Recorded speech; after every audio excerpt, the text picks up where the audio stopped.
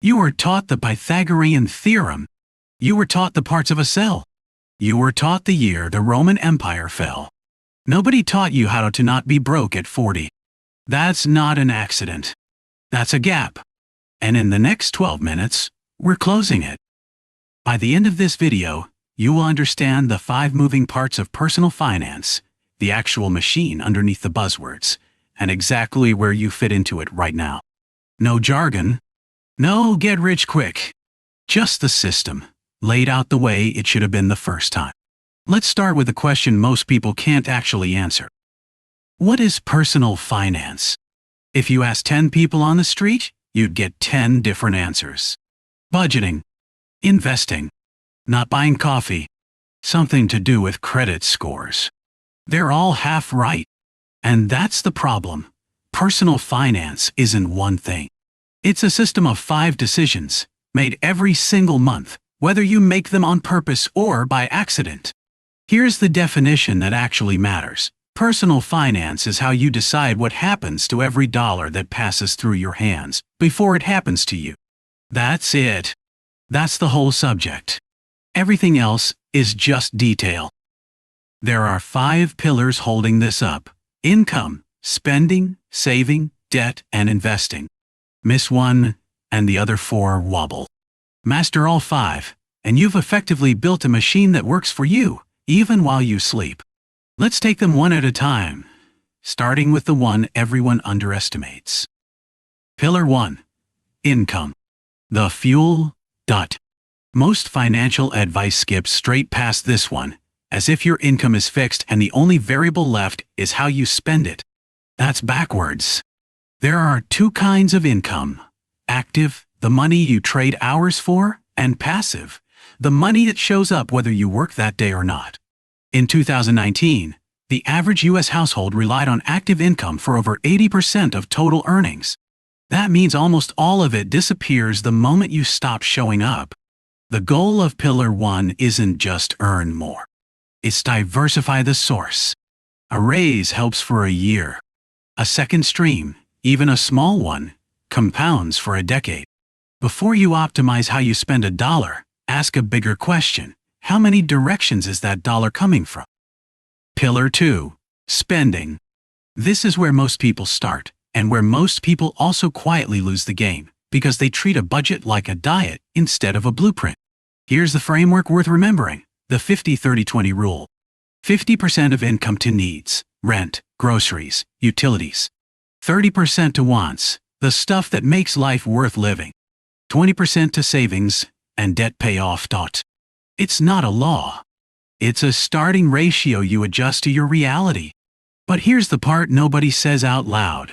A budget isn't about restriction. It's about direction.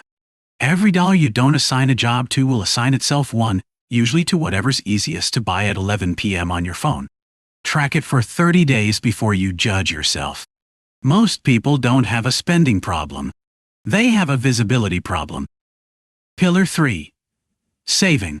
Specifically, the emergency fund, and why it's the least exciting, most important line item in your entire financial life.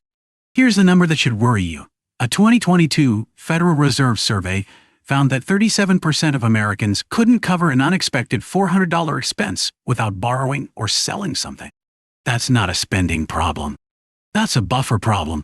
The standard target is 3 to 6 months of essential expenses, sitting in a separate account, doing nothing exciting, and that's exactly its job. It's not there to grow. It's there so that when your car breaks down or you lose your job, you make decisions from a position of stability instead of panic.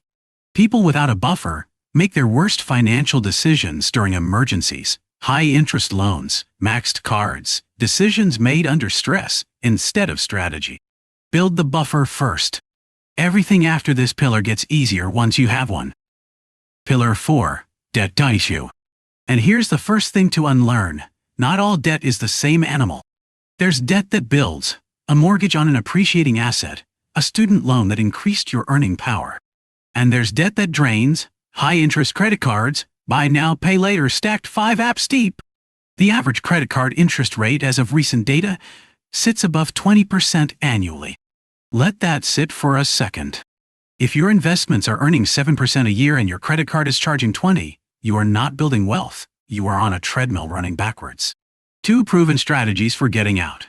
The avalanche method: pay off the highest interest rate first, which saves you the most money mathematically. And the snowball method: pay off the smallest balance first, which builds momentum psychologically. The best method is whichever one you'll actually stick with.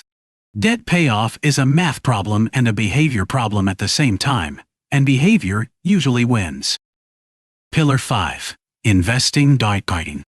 This is where money stops being a thing you hold and starts being a thing that works. Here's the concept that changes everything, and Einstein allegedly called it the 8th wonder of the world: compound interest. Invest $300 a month starting at age 25 at an average 7% annual return, and by 65 you're sitting on more than $700,000. Start the exact same habit at age 35 instead, and you end up with less than half that for the exact same monthly contribution. The difference isn't how much you invested. It's how long it had to compound. Time is doing most of the work, you're just the one who has to show up first. You don't need to pick winning stocks. Historically, a low-cost, diversified index fund has outperformed the majority of actively managed funds over a 10-year horizon, largely because of fees quietly eating returns year after year. The unglamorous truth about investing: boring, consistent, and early beats exciting, sporadic, and late, every single time the data has been measured. Here's how the 5 pillars actually connect, because in real life they don't happen one at a time, they happen together. Income funds everything downstream. Spending decides how much is left to work with. Saving protects you from needing to touch pillar 5 early. Debt, if left unmanaged, quietly cancels out pillar 5's gains. And investing is where the surplus from all 4 other pillars finally starts working without you. Neglect any one pillar, and you're not failing at finance. You're just missing a piece of a system that was never explained to you as a system. Let's kill 3 myths fast. Myth 1. I need to earn more before I can start. False. The habits, tracking, budgeting, automating savings matter more at low income than high income, because that's when every decision has the least room for error. Myth 2. Investing is gambling. Gambling has negative expected value by design.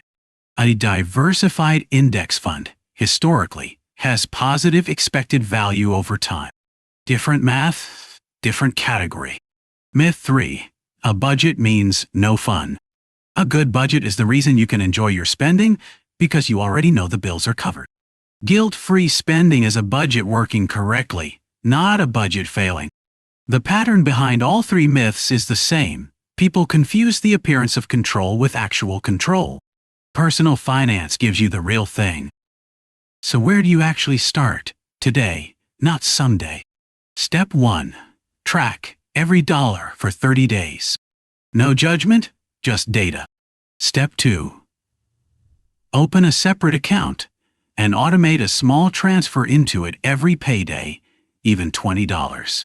The habit matters more than the amount at first. Step 3. List every debt you have with its interest rate and pick avalanche or snowball.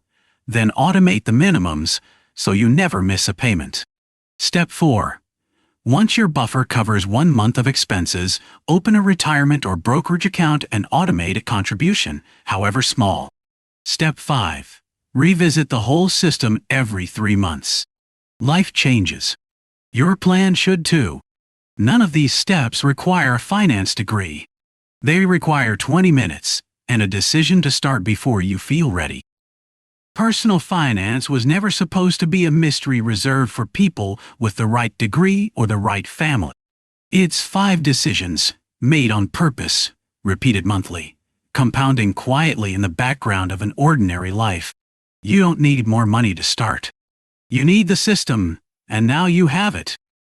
If this gave you a clearer picture than 12 years of school ever did, subscribe, because next week we're taking pillar 5 apart in full. How to actually pick your first index fund, step by step. 20 minutes. That's the whole homework assignment. Go start pillar 1.